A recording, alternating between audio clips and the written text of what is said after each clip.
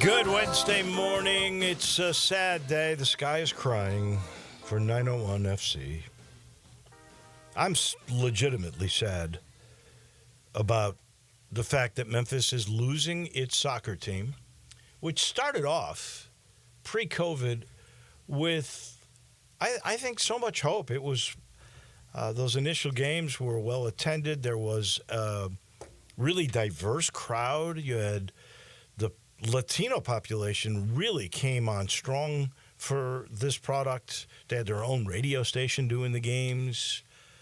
There was a real jovial atmosphere. You had the Memphis Mafia, and they were singing the whole game, and it was really a cool experience. And the beginning of this end came a year ago. I guess it's about a year ago now, when, oddly enough, there's irony to this,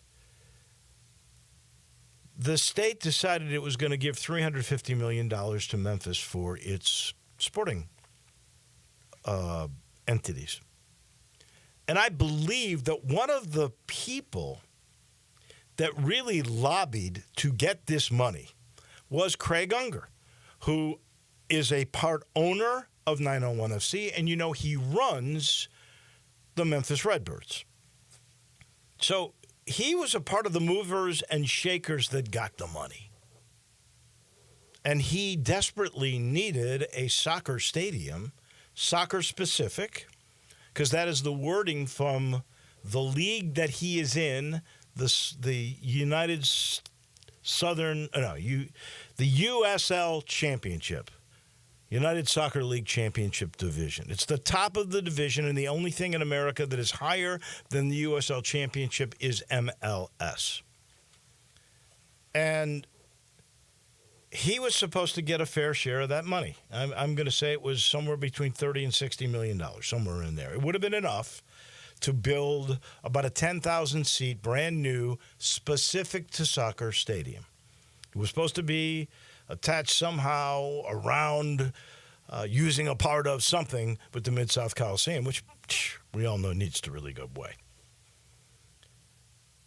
And as soon as the announcement came that the $350 million was indeed a deal, the Memphis Grizzlies went after all the money.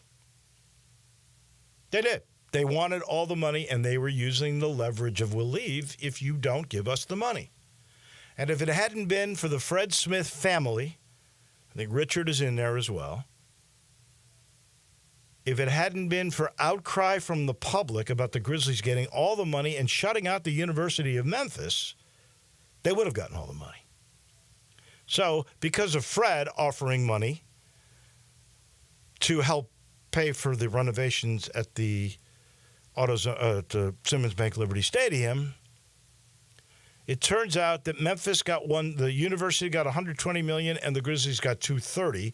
And of course, they're going to get more, or they're going to leave. I don't want to see them leave, but they got a billionaire owner. What is he worth? $16 billion in the last Forbes thing. That hasn't really put a penny in.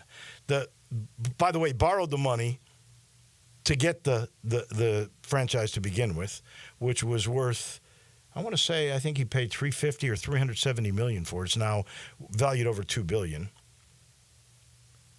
He had to get help from guys in Los Angeles. Now he's got all that money. He's not put one penny that I know of into the stadium or into the franchise, for that matter, because it's all come out of the city's pockets. He got $230 out of the $350. The university, thanks to the Smith family, got $120, and nobody else got anything else. And therefore, there was no way that 901 FC could stay here because they don't have a soccer-specific stadium. And the wording from the USL Championship was, at the end of this next season, you have to be in a soccer-specific stadium.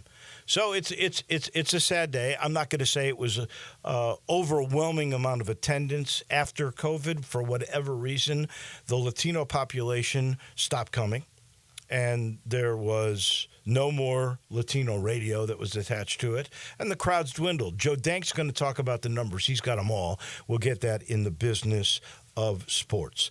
One other thing before we bring in our good friend Dennis Philippi, that is last night, college football playoff poll.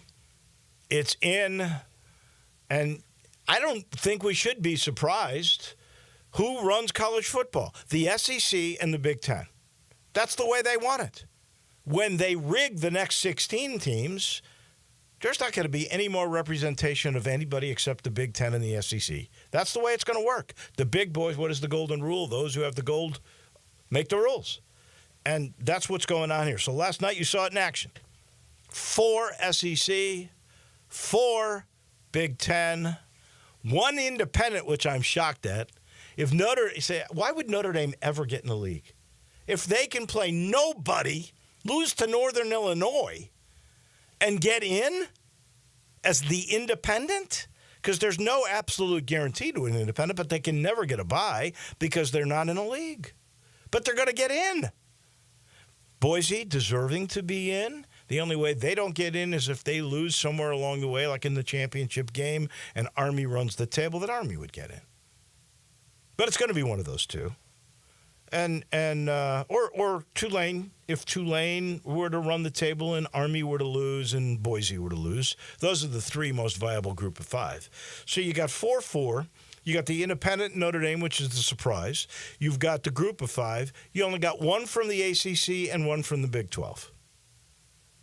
And that's BYU and Miami at the moment, and there's a good chance that's the way it will turn out. And BYU was very fortunate to win their little war, their civil war with Utah, but they did, and I don't know that they will lose. So here's where you stand. It's 4-4, 1-1-1-1. And that's probably the way I think it might end. And I did not think that would be the case, but teams like Iowa State lost unexpectedly, and that's what happens. It all kind of plays out, and it could change. I don't know. I mean, Tennessee and Georgia.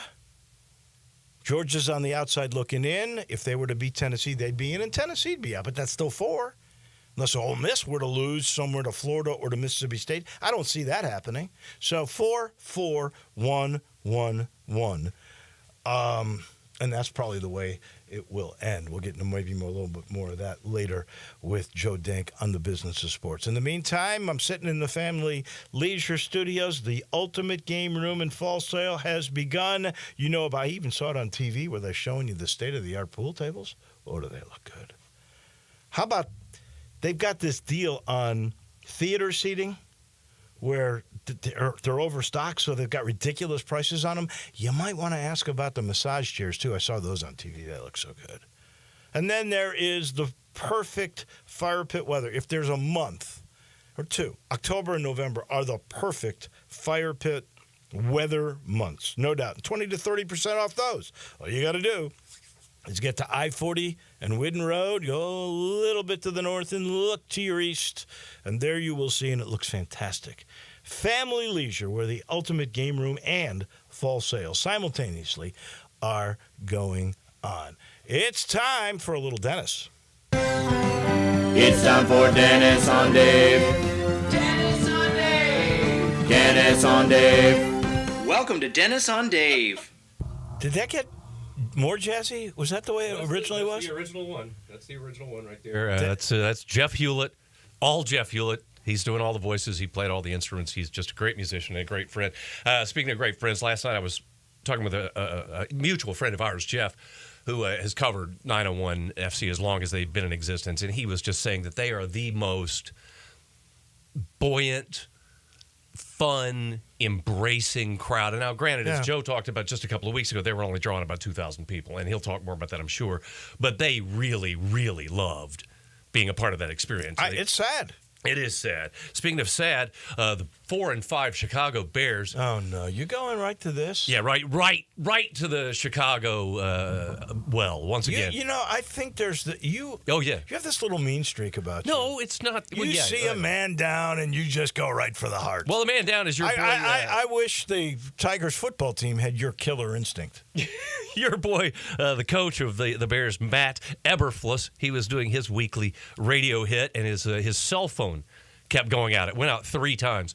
And at one point, the host of the show said... The host is a guy named David Kaplan. Perfectly who, by nice the way, is a very fair guy. I've worked with him before. The Cappy is what they call him. Yeah. He's really a great guy. So I think this is a little out of character. Well, he did. He said Eberflus's cell phone reception was as bad as his offense. And, of course, today...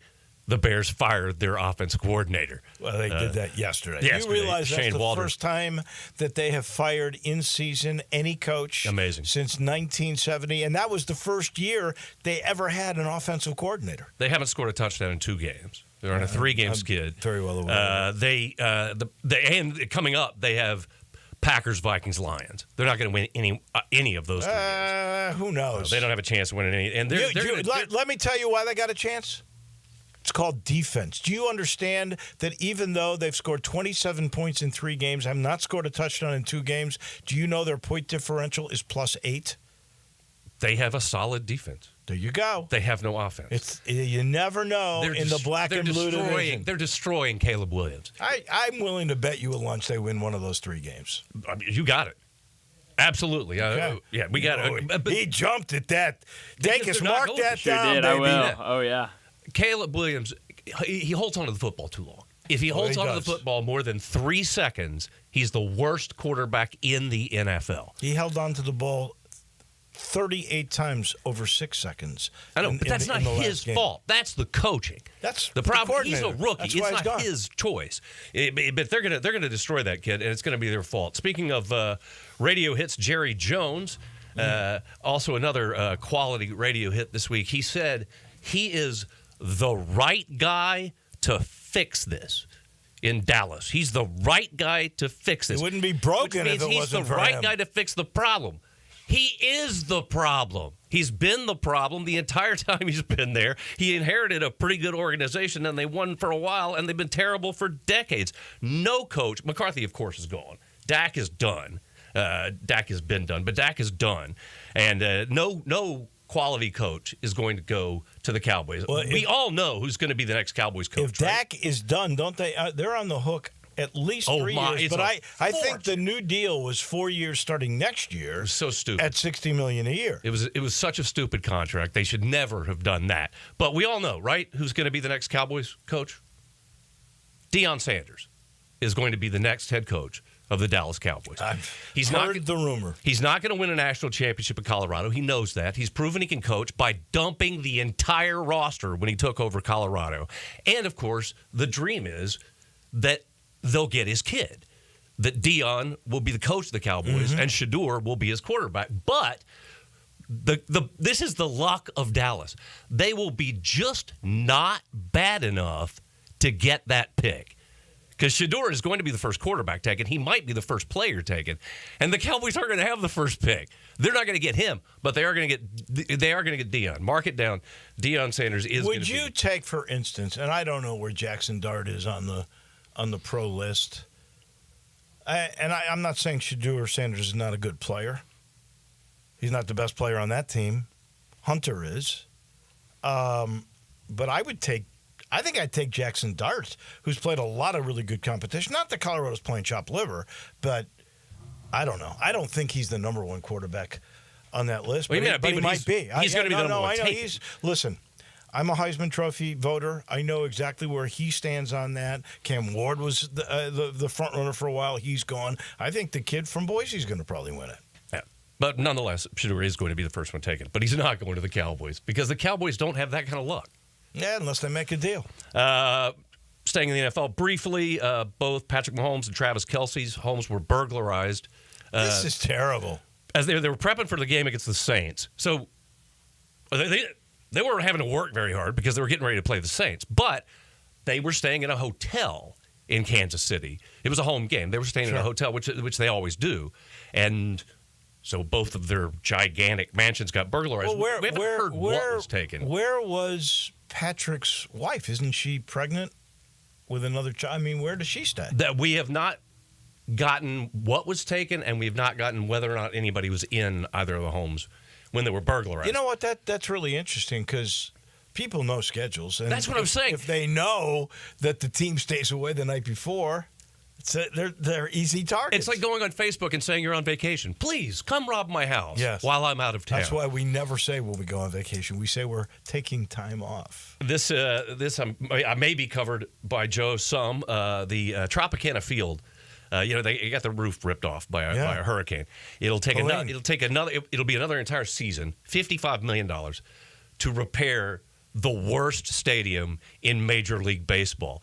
It was voted the second worst stadium in Major League Baseball by the players, behind the Athletics, because the Athletics don't have a ballpark. Right. They're playing at like a community college next year. No, I think they're playing Sacramento, right? But the Tropicana is it's like a giant. Like a giant empty box store. Here's what I don't understand. I mean, take the money, whatever you're getting from insurance, because it's privately owned. And tear it down. No, move it to Tampa where it was supposed to be. That's where they were trying to move it. I mean, here's your opportunity to start anew. It's pretty clear. Folks in that area don't want to go 81 nights a year across the bridge and go to St. Pete to watch baseball. If they put it somewhere near Raymond James Stadium or where the soccer or the hockey team is, the Amelia Center, whatever it's called, put it in that sort of area because it's an entertainment district, they would draw a lot better. Take that money, the insurance money, and do it there. Finally, you got a chance. Unfortunately, they've committed to fixing up the Trop, which is the worst stadium in Major League Baseball. A couple of quick stories. A minor league hockey player in Ontario has been suspended 5 games for calling an opposing player a Mennonite. Really? I had no idea that was such an insulting thing to say. Well, that's my point, is in every piece I saw like 3 different pieces about this. If the word Mennonite is so offensive, how come they used it over and over and over in the coverage of the story? Right. They weren't saying, he called him the M word. He called him a Mennonite, which is, I had no idea that was such a deep insult. What team is that? It must be somewhere in Ontario. It's a minor league team. So, but obviously in somewhere in Ontario, in the eastern part of Canada, there's a strong Mennonite community. Apparently, you can't say that. And word. obviously, they're going to be up in arms because the Mennonites. Oh wait, they don't listen to the radio. So that's true. They don't. So they'll never know it was said. In NBA news, of course, it's officially the NBA season because Zion Williamson is out indefinitely. But have you seen the injured list for the Pelicans? Is it like Memphis from last year? Their entire starting lineup is out. Every single one of them is out. Williamson, McCollum, Hawkins, Alvarado, Jones, and Murray are all out. The Pelicans don't have a single starter to play in their lovely arena in the parking lot of the Superdome. We're 10 games into an 82-game season. But, by the way, when you started with the NBA, I thought you were going to say something about the NBA Cup. They're calling it the Emirates. Oh, the in-season tournament. I've paid zero attention to that. How can you not pay attention to it if you look at the floor? The floor is distracting. So I saw the ones in the Chase Center where the Tigers are going to be a week from Friday.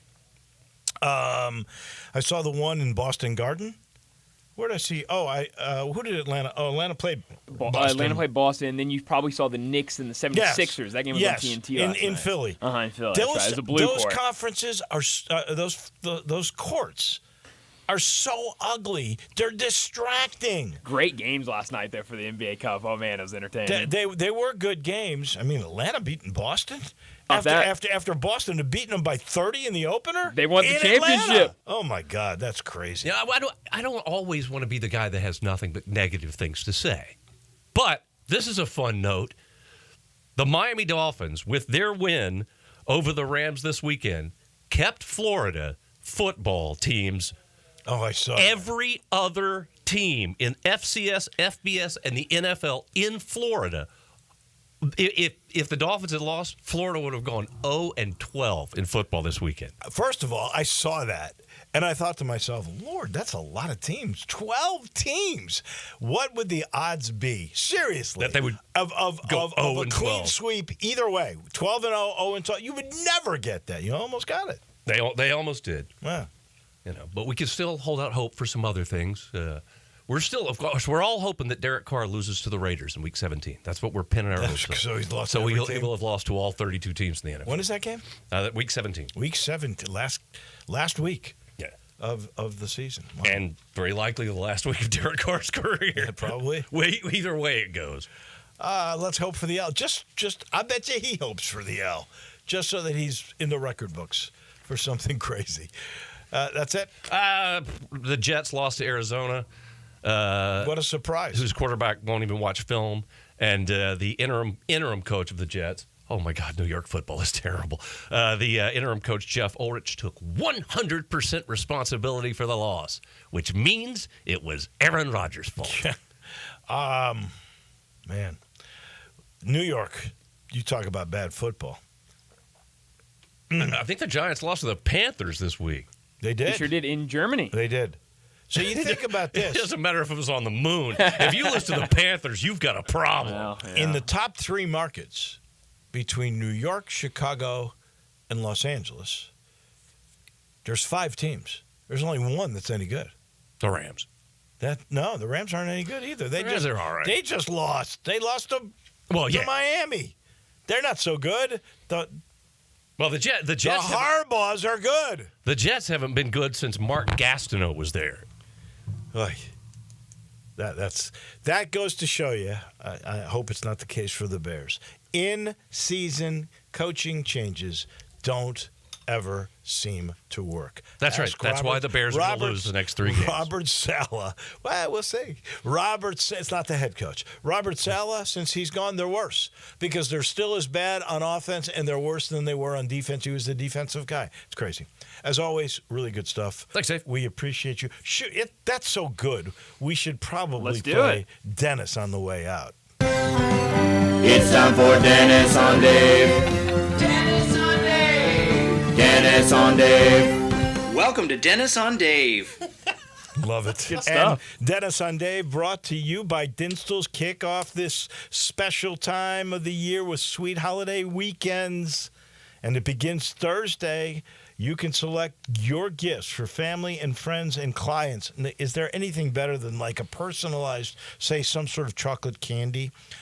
Maybe a candy bar that's got your brand that's in there. I mean, it's incredibly cool. You can do that for any of your clients or your family and your friends. They got it at all 5 stores. You can enjoy those sweet tastes of the seasons, and you get a special discount on your purchase this weekend only, starting on Thursday. That's in Laurelwood, Germantown, Collierville, Pleasant View, and that little quaint place downtown. They're always doing it the sweetest way.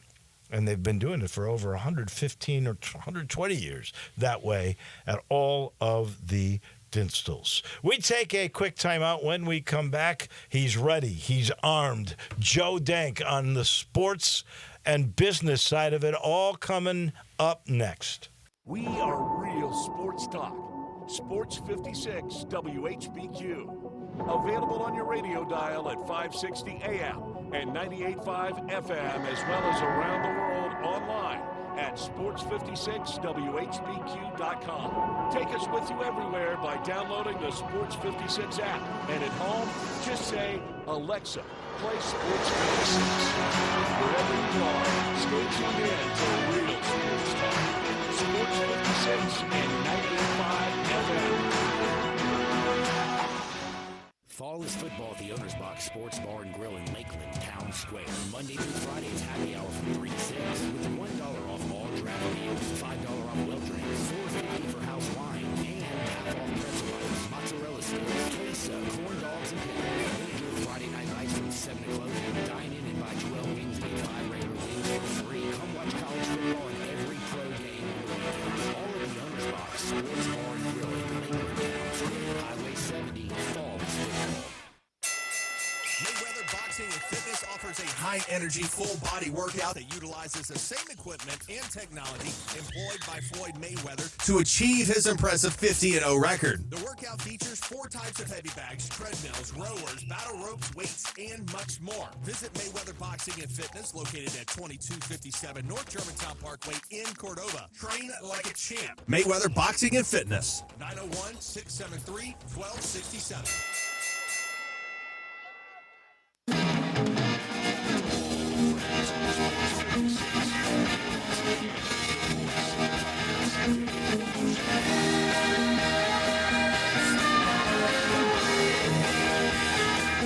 Drive slowly out there. It's wet. It's going to be wet. I think it's supposed to rain till like 10 o'clock, and then the next few days are absolutely gorgeous. So one day, kind of crying for 901 FC, too. I think it's very appropriate. Joe Dank joins us. I don't think you're as choked up as I am, but you've done numbers and everything like that. You weren't shocked when this news came out. I wonder, I know you don't have this number. I'm not even asking for it, but I wonder what Santa Barbara had to pay to get this away from Memphis, this 901 FC franchise.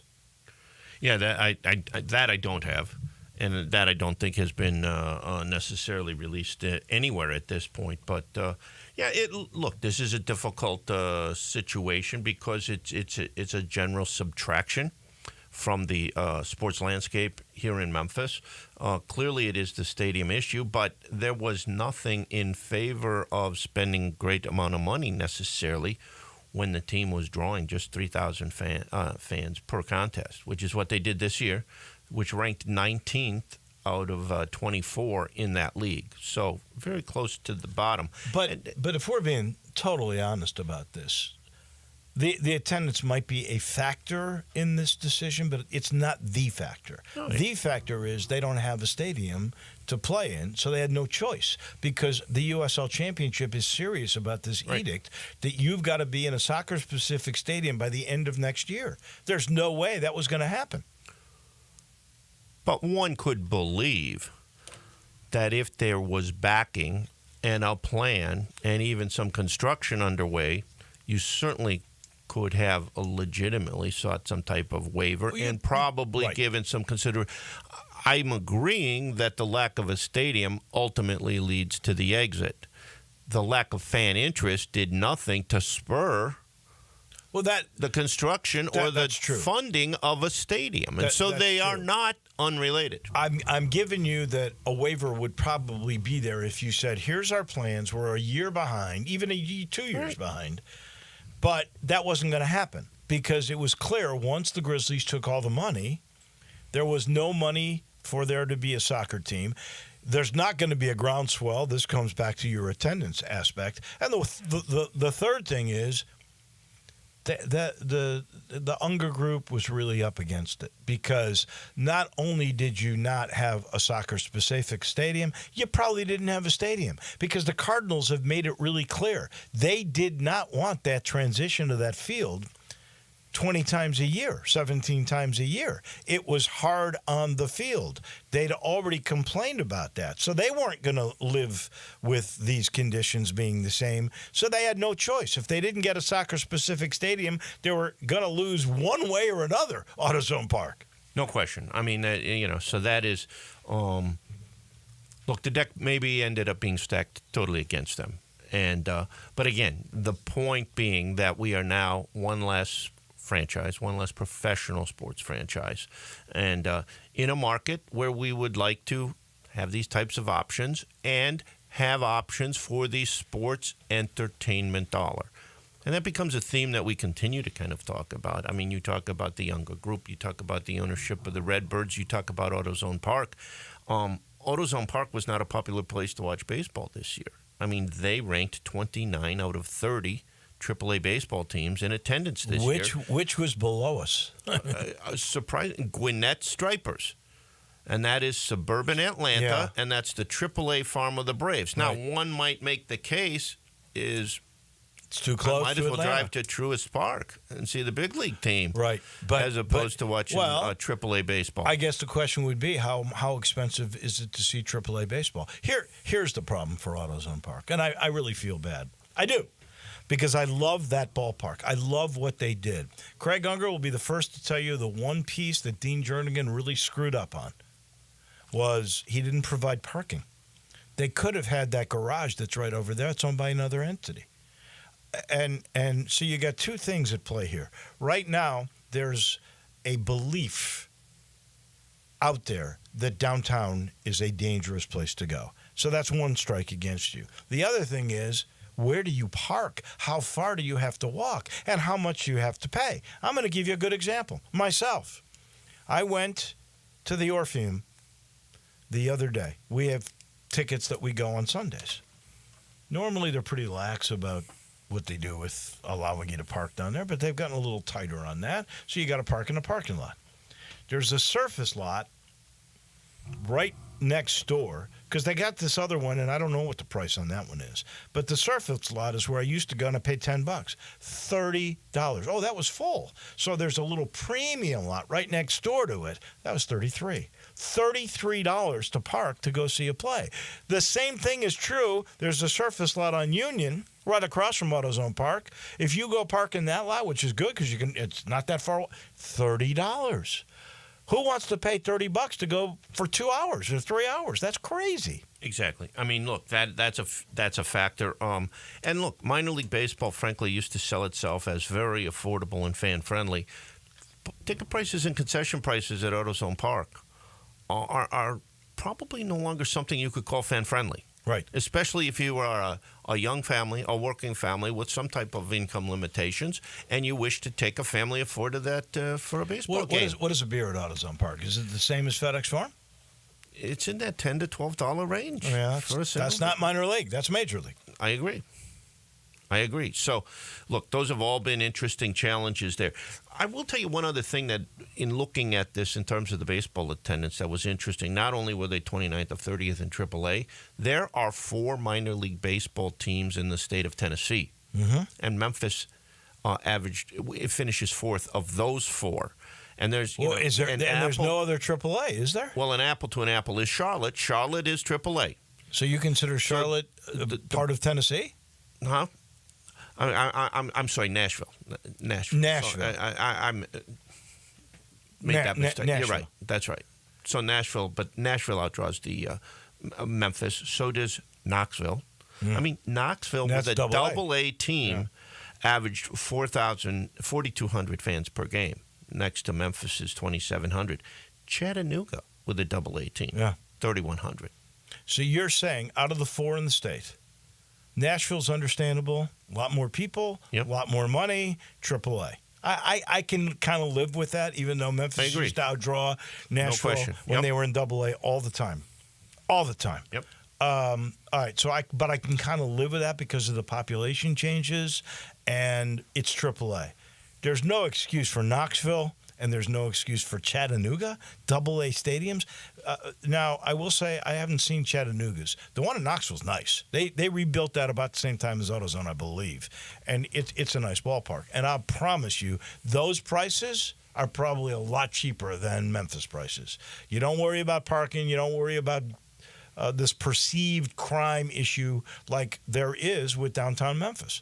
I don't know what the future of Redbirds baseball is because, look, although Craig Unger is a part owner with Peter Freund of the soccer team, he's not an owner. It's Freund and that Diamond Baseball Group that owns this.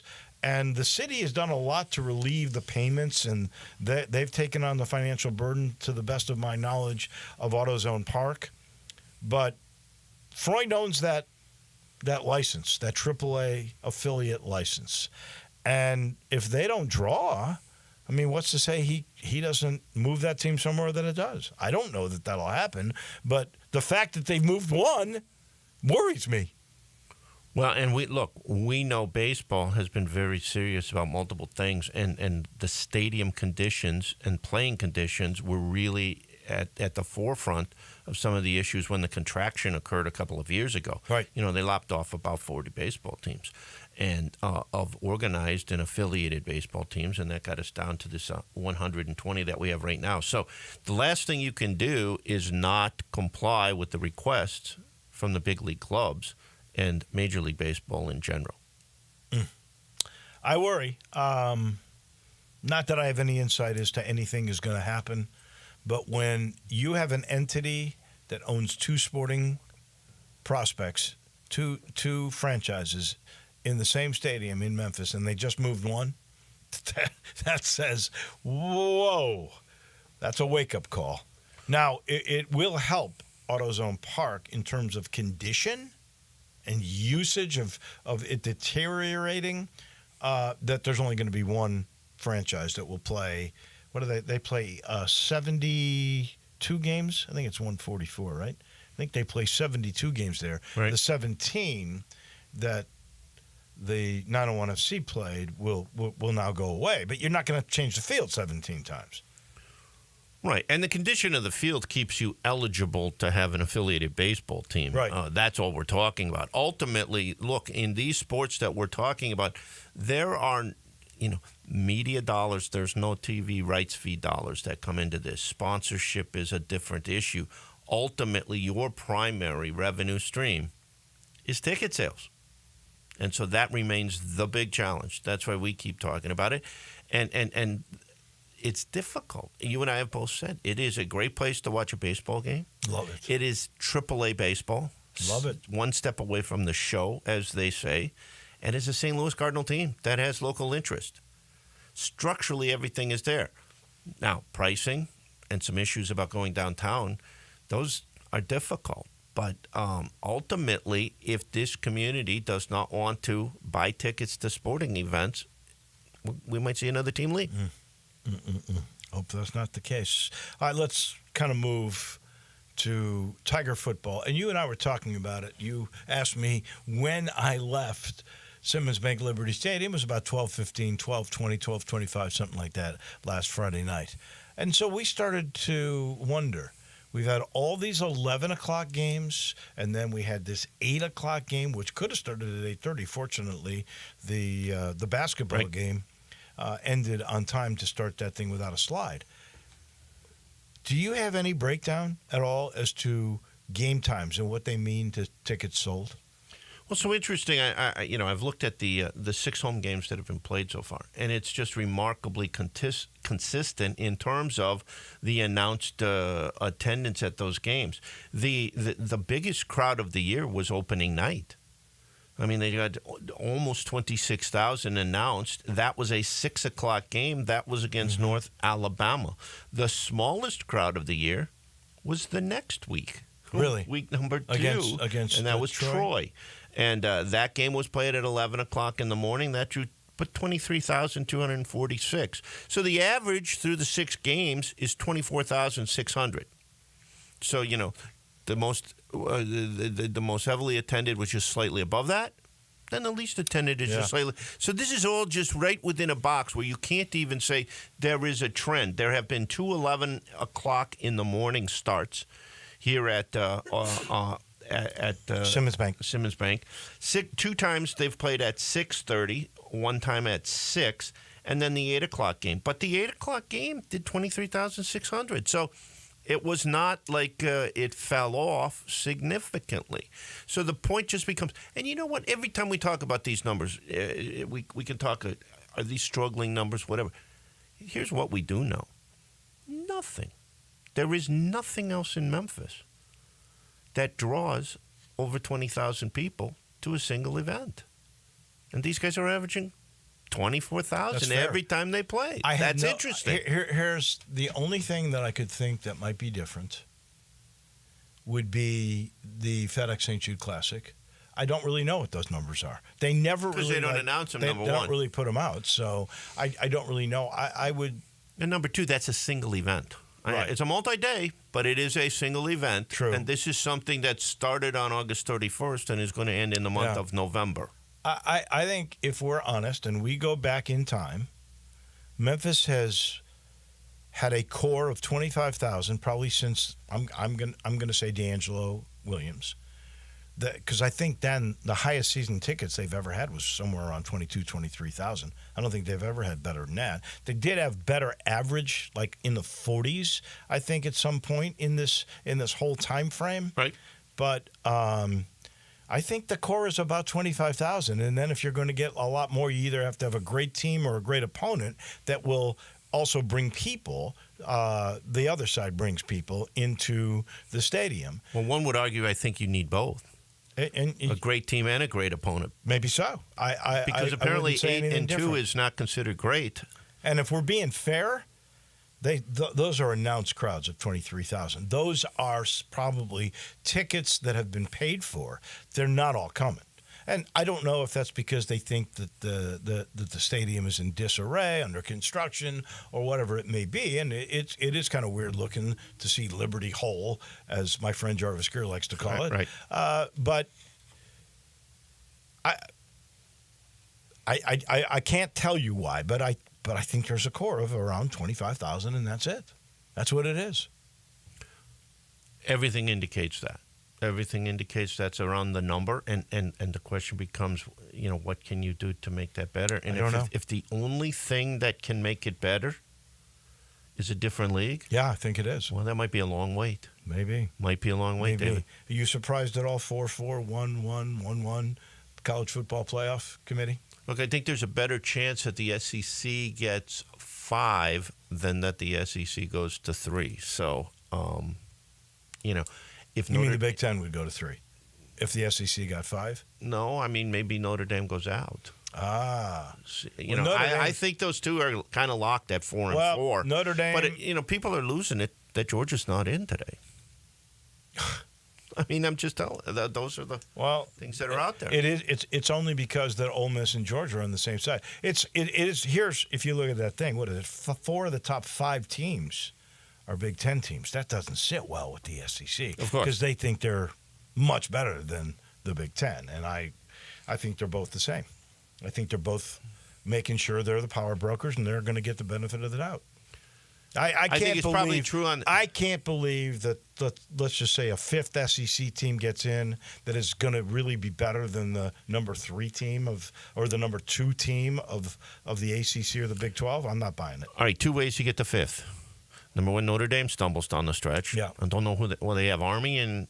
Have they played Southern Cal yet? Yeah. Okay, so those are the 2. And they got Army and USC. Where is the Southern Cal game? Do you know off the top of your head? I don't. I think it's at South Bend, but I'm not 100%. All I know is a team that did lose to Northern Illinois on their home field can lose to anyone. And played nobody else. That's right. And played nobody else. That's right. So why Notre Dame would they could ever get in stumble. the league? The other way for 5 SECs is to add Georgia back in and take out an Indiana team if they get destroyed by Ohio State. We'll see. Do you think Indiana's going to get destroyed by Ohio State? I think it's in Columbus. I think there's every chance that could happen. I think Indiana's going to put up a fight. I think Ohio State's going to win the game now. I do agree with that. But it's a little like Penn State. It's just they got the psyche over them. They can't beat them. Thank you, Joe. As always, we appreciate it. We'll talk next week. This portion of the show brought to you by Southern Security. You know that place by now. 6 years in a row, they've been voted the best credit union in the Mid-South. And why not? They've been around 75 years. They are your trusted financial partner because they always give you the best rates, the best service, and the newest technology. And they got a new bank coming up that started in Collierville. Wait till you see the tech in that place. If you want to become a part of the family, Southern Security has 2 ways for you to join it. It's southernsecurity.org, or you can actually talk to a person at 901-452-7900. Southern Security. They are proud supporters of U of M Athletics and of 901 Women. Southern Security is your home team credit union and federally insured by NCUA. We pause a second. We head south. Just across the border, Munzie standing by, the commercial appeal beat writer for the Tiger basketball team. He is around the corner. Add a little fun to your lunch break. Join Johnny Radio for Sports 56 Happy Hour from 11 to 1 every weekday on Sports 56 and 98.5 FM. Hey everybody, it's the thankful month and All-Star Chevy here in Olive Branch has red tags on everything. New 24s and 25s. Gotta love these new affordable Equinoxes for $25. Red tags, 0% financing, a ton of cash for you. Red tags on Silverados, the new 24s with 1.9 plus $3,750 in cash. New Colorado trucks, financing down to 1.9 and not one payment until February. Hey, your good credit deserves it. If you're law enforcement, first responder, healthcare, military, education, recent grad, you get an extra $500 bonus. All-Star has pre-owns that you want. Jeep and SUVs, Toyota, Nissan, Suburbans, Tahoes, and tons of pre-owned Silverados. If you have any vehicle you want to sell, bring it here to All-Star Chevy in Olive Branch and get the most money for it today. Drew and everyone at All-Star Chevrolet in Olive Branch wishes you and your family a very happy Thanksgiving. Together, let's drive. AllStarAutoGroup.com. Thinking about buying a lab-grown diamond versus a natural diamond? Before you make a decision, get the facts at Genesis Diamonds. We have professionals, certified diamond graders, people who have been in the industry for 20 Dennis says Genesis carries both natural and lab-grown diamonds and can meet all the pros and cons. If they have a question about lab-grown diamond value, we will explain that. We'll explain the difference in price. We'll explain what to expect in the future. He says beware. A lot of jewelry stores are using the popularity of lab-grown diamonds to outrageously mark up these stones. Some retailers charge unreasonable amounts for lab-grown diamonds, and I think that they do take advantage of customers. But at Genesis, their low price margin philosophy is the same for natural and lab-grown. Our prices still varies. Get the education and value you deserve every day on every diamond. Genesis Diamonds at Poplar and Perkins Extended. Do you know one of the best things you can do for your employees or family's health? Provide Arctic Clear bottled water. Arctic Clear bottled water is your locally owned and operated bottled water provider. Arctic Clear is 100% natural spring water with free delivery and setup, dependable service, and no long-term contracts. What an easy choice. Call Jeff Manus today, 901-382-2363, or visit arctic-clear.com. Arctic Clear bottled water. Call now, 382-2363. That's 382-2363. You want breakfast. You really want some breakfast, but you don't want to make breakfast. You really don't want to make breakfast. Making breakfast is a pain. How are you going to cook the bacon? Bake it, fry it, microwave it. Then how about your eggs? Fried, poached, then you'll want some bread. Want to mess with whipping up a batch of biscuits? Of course not. That's a lot of dishes. That's what Sunrise is for. Sunrise on Jefferson and Sunrise East on Poplar will make you the best breakfast you've ever had, and you don't have to lift anything but a fork. Just go to either Sunrise location and let them do the work. Oh, and if you don't feel like making a burger for lunch, go to Sunrise.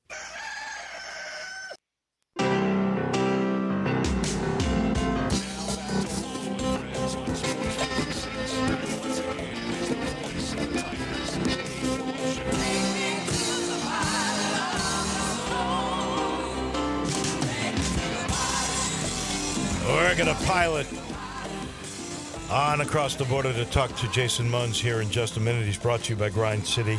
I know he appreciates this product. It's new. It's called Gator Patrol. It's a tangerine cream sour. You know all about the great beers that Grind City has. This is a perfect end of summer and in the middle of fall drink. It's refreshing. It's got sweetness. It's got tartness. It's got the perfect blend of a little bit of cream, a hint of cream, you could say. It's just unique, and it's darn good. I tasted it. I love it. I think you will too. Everything about Grind City is unique. Started as a dream several years ago of a father and a son, and they've made this thing a reality. From the modern brewery to the great grounds where they have concerts, which overlooks the city and the bridges. It's incredible. It's a taste of Memphis. It's Grind City with a brand new Gator Patrol Tangerine Cream Sour. Jason Munns, you were in Vegas. You got there just in time, probably to hit a couple of jackpots. Did you win or lose? What'd you do? I lost, Wolo. No. And I didn't go. I didn't have any time to go to a casino, so I actually I threw a couple bucks down on an airport slot machine on my way out of town. Those never pay. You never do the airport. I'm a novice, I guess. Either that or I'm just not very good at slots. I know there's a lot of skill involved with slot machines, and so maybe that's it. I'm just not a very good slot machine player. Payoffs on slot machines in airports, really, they start off just like the Memphis Tigers do in basketball games. You got to fall behind by 14, or you got to fall behind by 12 before you finally kick it in. That's one of the best segues I've ever heard. That seems to be what we have on our hands here. I mean, it kind of played out that way in the first exhibition game against North Carolina, although they were up 11 at some point early in that game. So it was like they were up big, then they fell behind, and they battled back and ultimately lost. But every other game, it's been, the first half's been pretty ugly, and then the second half is beautiful. Vegas was no different. It was they were down by as many as 12, and things were looking pretty bleak. You think because you're on the road, it's going to be more difficult to come back, or possibly even, maybe even impossible to come back. They weren't. The whistle was not being very kind to them. They were getting in foul trouble, and so it was like, if you got to overcome that too, then maybe this is going to be a tall task. But they were up for it. They had a 10-0 run there late in the first half to kind of get it back to within striking distance going into the break. And then they shot 71.4% from the field in the second half. That's incredible. Just went bananas. You know what?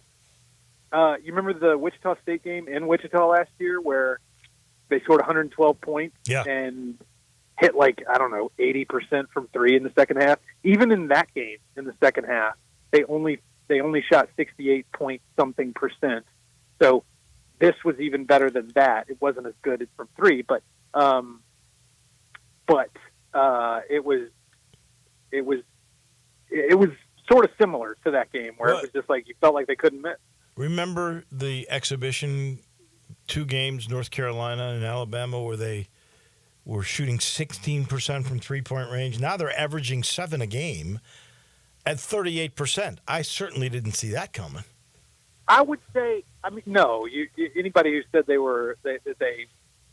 could predict that, I think might be fibbing. But at the same time, and I think I said this on your show, I never thought that Memphis would be good, and I still don't think they're going to be quote unquote good from 3-point land over the course of the entire season. But I think they are going to be good enough, and I think what we're going to see over the course, over a long enough timeline, is that they're going to be pretty streaky, and I think they're on a good streak right now. But who knows? Maybe I'm wrong. Maybe they're going to shoot 38% for the whole season. If so, then you're gonna feel a lot better about just the overall complexion of this season as a whole. I think if that's the case. So we've learned they can shoot better than we thought. We've learned that they are resilient. They can come back. They've done that twice. What other lessons have you learned from the Memphis victories against Missouri and at UNLV? And they're both really good non-conference W's. Yeah, I guess we could throw into this category. We've learned that I know this isn't exactly by choice, but Penny can work with a shorter rotation. Like if he has the options available, he's probably going to use them. But if he doesn't, he can make it work. It's not as if he doesn't know how to coach a shorter rotation.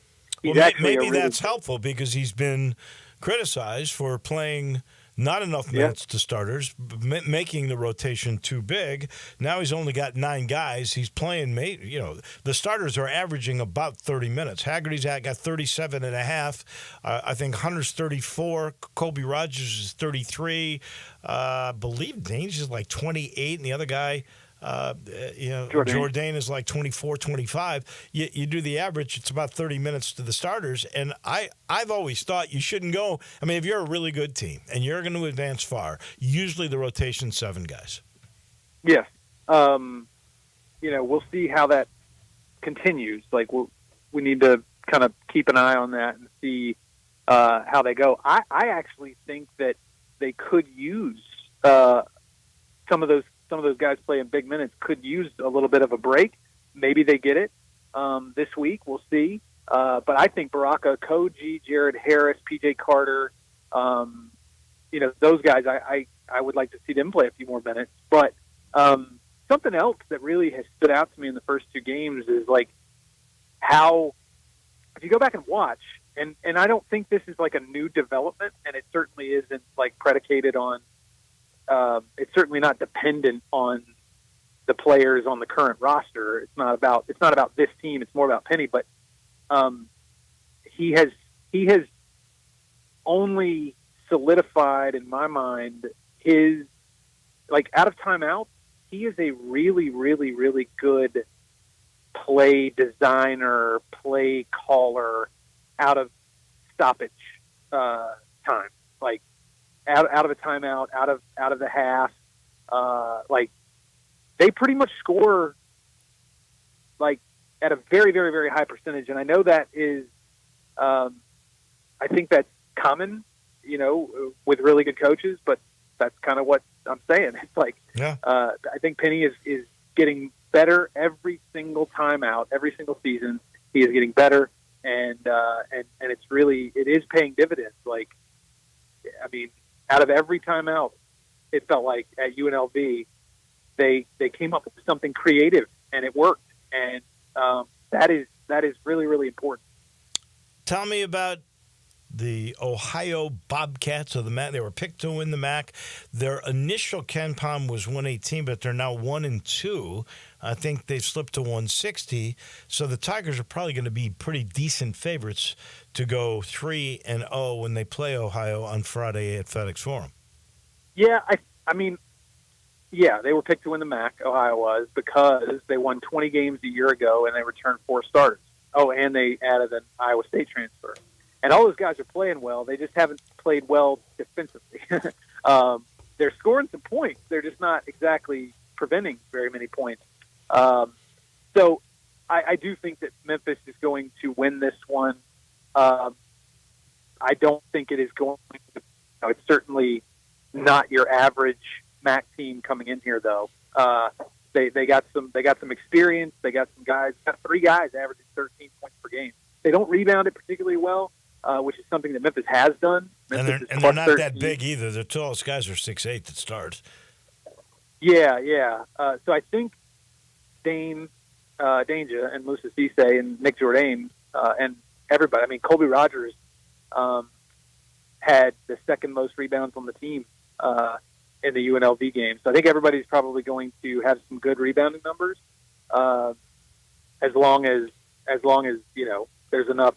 As long as they force enough misses from the Ohio team, they're going to be some decent rebounding numbers. But it's going to be a good game, I think. A nice little test to get them ready for that big road trip that's coming up starting next week, where they go to San Francisco to play the Dons, and then 3 games in 3 days in Hawaii. And the Dons already beat Boise State, yeah. So I think they've got a pretty good KenPom at the moment. So if Memphis were to win and then win on the way to Maui and go 4-0, wow, what a great start to the year that would be. We'll discuss that next week. Jason, as always, we appreciate it. Have yourself a wonderful day. We'll see you Friday night at FedEx Forum.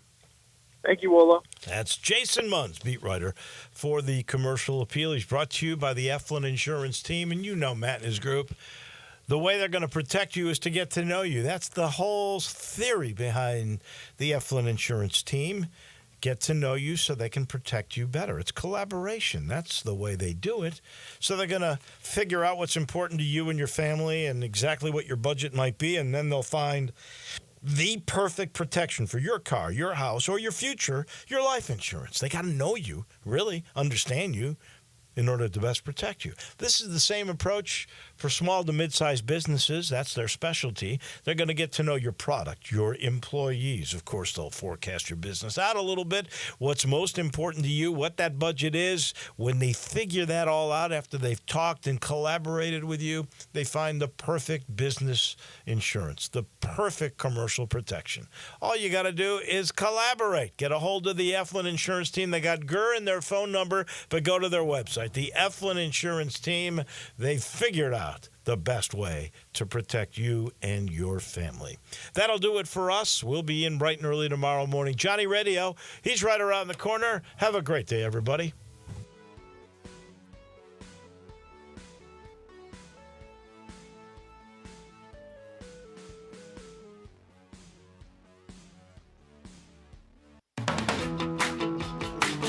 Family Leisure needs your help. Family Leisure has inventory they've got to move because you know what season is coming up. So why wait? You can complete your ultimate game room with a new pool table, a new shuffleboard, new arcade games, or just get all of them. Tons and tons of theater seating, overstocked and priced to move. 'Tis the season for fire pits, and all fire pits at Family Leisure are 20 to 30% off. You say you didn't get a spa this year? Well, say no more. Spas are in stock and they're ready for delivery and up to $1,500 off. These are just a few of the deals happening right now for a very limited time. So come on, check out their gigantic showroom. You never know what kind of deals deal you're going to find at Family Leisure, Witten Road and I-40, where family and fun come together. Hi, this is Troy Fiveash, owner of Fiveash Roofing. I have been told that my ads are all business and I should share some of my personality. Okay, I love tongue twisters, like the one about the terrific tasting toast by Taste Tester Toaster, or Big Black Bugs, Bleed Blue Blood, and of course Sally and her seashells. Or of course the ever-present I'm a mother pheasant plucker, I pluck mother pheasants. Okay, enough of that. If you want an honest, fair, reasonable roofing, siding, or gutter estimate, call Fiveash Roofing at 367-0050. That's exactly what you'll get. No empty promises, no high-pressure sales tactics, and no fast-talking salesman trying to convince you that today and only today is the best day for you to get a new roof. For the record, the best day to get a new roof is when you're ready for one.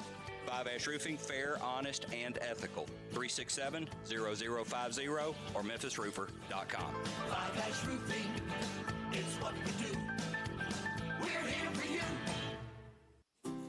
Is your wife asking you to stop eating junk food? Well, we have you covered at Humdinger's. It's quick and it's healthy, and most important, it tastes amazing. With many choices from salmon salad to rainbow trout and grilled asparagus. Come visit us for lunch at Humdinger's, 6300 Poplar Avenue. So good, Coach Penny eats with us weekly. Don't forget, Humdinger's offers full-service catering for weddings, social events, or your corporate lunches. You can call 901-260-8292 to find out more. Admit it.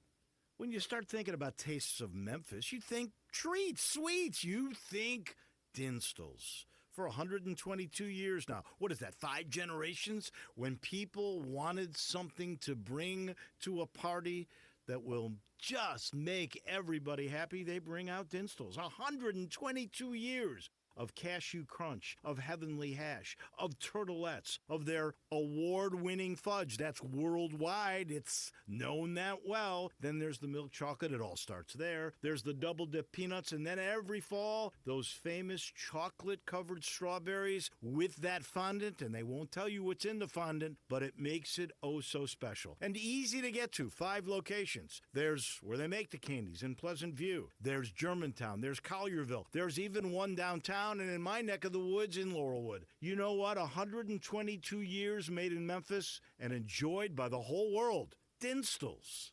Do you know one of the best things you can do for your employees or family's health? Provide Arctic Clear bottled water. Arctic Clear bottled water is your locally owned and operated bottled water provider. Arctic Clear is 100% natural spring water with free delivery and setup, dependable service, and no long-term contracts. What an easy choice. Call Jeff Manus today, 901-382-2363, or visit arctic-clear.com. Arctic Clear bottled water. Call now, 382-2363. That's 382-2363.